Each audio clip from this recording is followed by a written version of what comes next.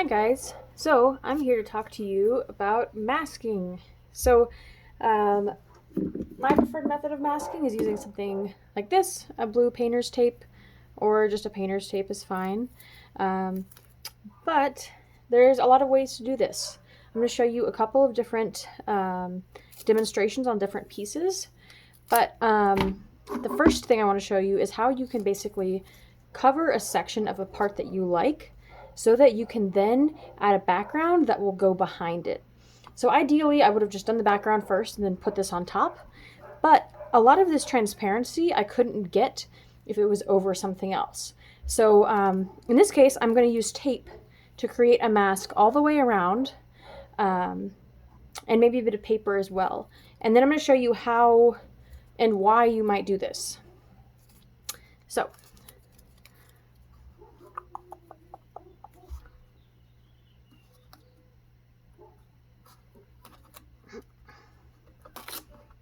So one way of doing this is to kind of just tear your tape into different shapes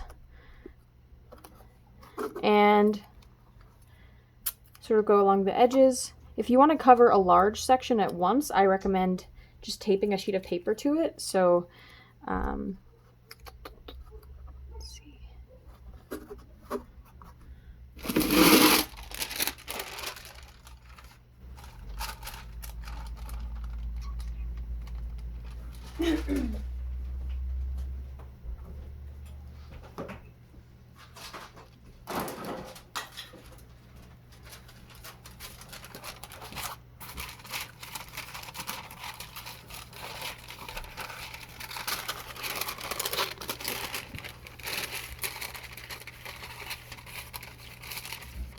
All right.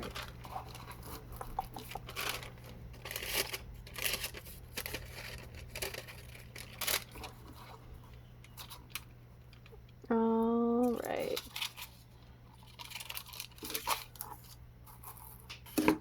So when I tape around the edges, if I have this in the center, it's going to save a lot of tape. Tape can be a little pricey.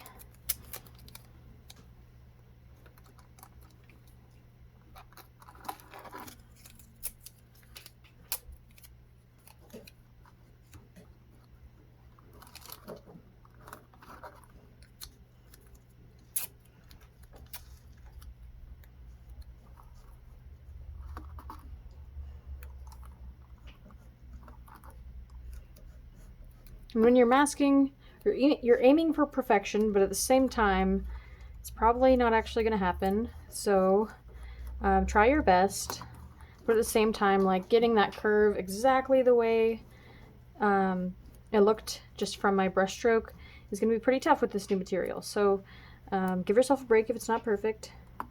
It's not too big of a deal.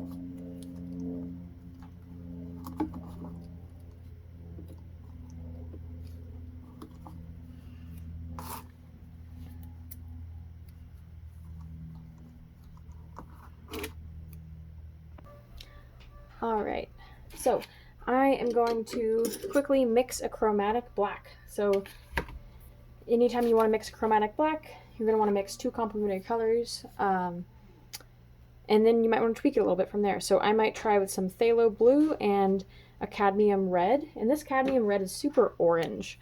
So every kind of red you use is going to either lean towards yellow or lean towards purple. This particular red leans way towards orange, so you can see they look really, really complementary next to each other. So I'm going to mix that up to make a chromatic black, and then I'm going to add some pretty dramatic brush strokes to the background and show you how this masking works. Hopefully it works. Okay, and one thing I really love doing is scraping my color across a white palette to sort of show you what color you've got. So this one really looks like a pretty nice dark turquoise, and then I might just see what that will look like with a little bit of white. Yeah, that's a nice color. So I might add a little bit more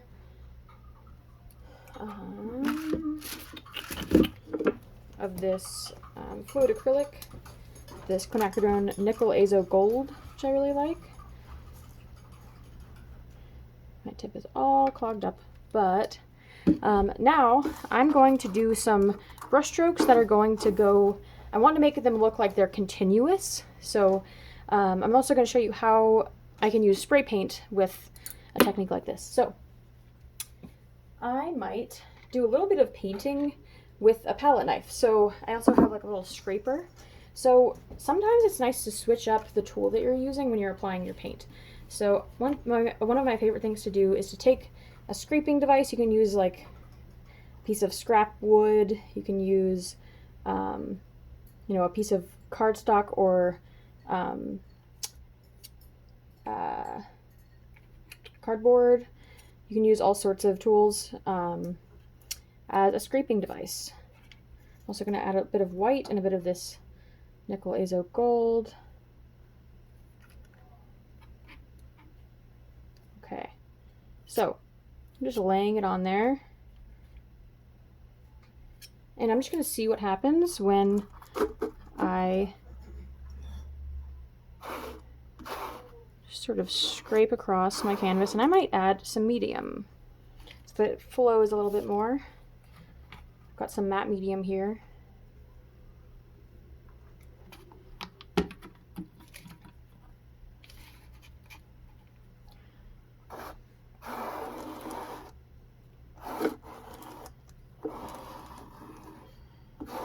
All right, that's fun.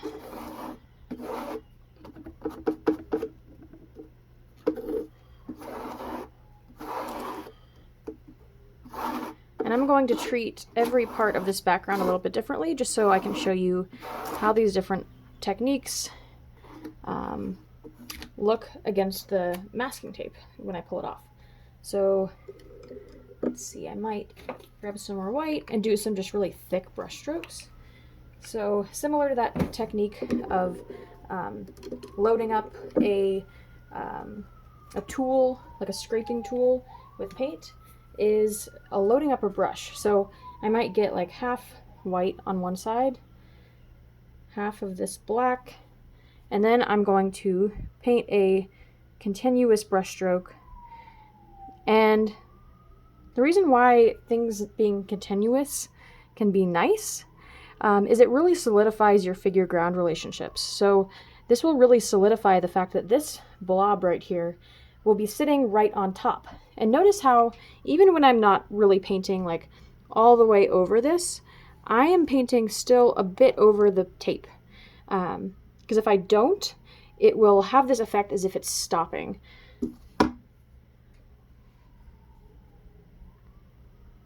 We'll see what happens. And I'm being a bad painter and not cleaning my brush, but sometimes it can create some interesting colors. Okay, and I might add some white to make a tint of that color. So a tint is what's called anytime you make a lighter color by adding some white. And for this bottom part, I might show you a little bit of spray painting. So you can't see my face, but I am wearing a mask, I assure you. I'm using Liquitex spray paint, so this is acrylic spray paint. It's really, really non-toxic, which is why I love it. So you've got to shake it quite a bit. Oops. And I drop my tip right in my paint. All right. So a couple things with spray paint. If you have shaken it up really nicely and you hold it, pretty firmly down, it will make a relatively consistent spray. But if you just barely are touching the tip, it can really kind of skip, and it'll create this interesting spotted effect. Kind of like how those are working layered. All right. So next thing I'm going to do is I'm going to put this in the sun, turn off my camera, and I'll show you when I peel off the tape. All right, so I let this dry in the sun for about 20 minutes or so. Probably could have left it a bit longer, but I am very impatient. So I'm going to go ahead and peel the tape off from this painting. And if along the way I find that I'm getting some paint that is smudging, I might know that I did not wait long enough and I need to go put it back in the sun and wait a little bit longer. So I can already tell that I'm getting a really nice edge in most of these areas. So I'm definitely getting a little bit of smudging in some areas where I really went hard with the spray paint.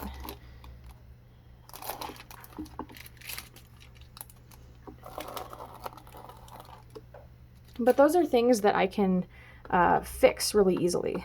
So this painting, I feel like this morning I had just started it. It was really not finished. And after doing that move, I feel like this painting is almost finished. Like I might just have, to tighten up some curves and some shapes and some places, maybe do a little bit of glazing with transparent colors over my opaque colors. But I feel like this painting is getting pretty close to being finished. I really like how that combination of sort of foreground and background came together. So you can see that this shape really feels like it's on top of this background behind it because of the continuity. So if I had done that and just stopped at the edge instead of masking, you would really see that edge of your paintbrush stroke, and it would really be a little bit jarring. So I'm going to show you really quick. This is something I do in my work all the time, in which I use transparent colors along with a little bit of glazing medium.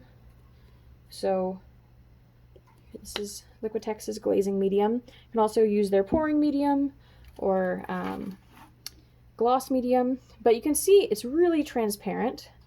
And I'm going to use some of this color. Might mix it with a little bit of this other transparent tone I've got up here to make it a little bit more neutralized. So now it's a nice sort of really dark green that I think will work really nicely as a shadow for this. So I've been trying to figure out where the light is coming from on this. When you're working really intuitively like this, sometimes halfway through your process, you might need to ask yourself, like, if I was to be in this environment, this abstract environment, where would the light be coming from? And there's a big section of light right here. At the same time, there's areas of light in the background. So I kind of can just make a decision for myself. This is my painting. So I might sort of make a shadow as if the light's coming from over here, which I'll then, and I'll just do this really quickly to show you what I mean. But anytime I decide on a light source for a painting that's relatively abstract, I really like to do two things, which are add some really bright highlights in some section of the form. So let's say light's coming from right here, so the light is like right there. I might add some super bright stuff going on. In this section up here I'm not too crazy about, so I can really have fun with it. This can be something nice about like hating your painting sometimes, because you can just do moves to it that you might have been scared to do otherwise. So that was one part of the painting I wasn't happy with, and I'm glad I could just go in and, add some bright stuff without fear. So now I am going to add my shadow. So if my light's hitting right there the brightest, that means on directly opposite that section will be where my shadow will go. So I'm just going to paint this right in. But figuring out exactly how your cast shadow will lay on the surface, it's really a matter of perspective, and it takes a little bit of sort of like your brain calculating it. So now I feel like this shadow is too connected to this line here, so I might make that line a lot brighter, because it is in the foreground. And while it can be a darker section, I don't want it to be like quite as dark as that shadow. I want it to stand out.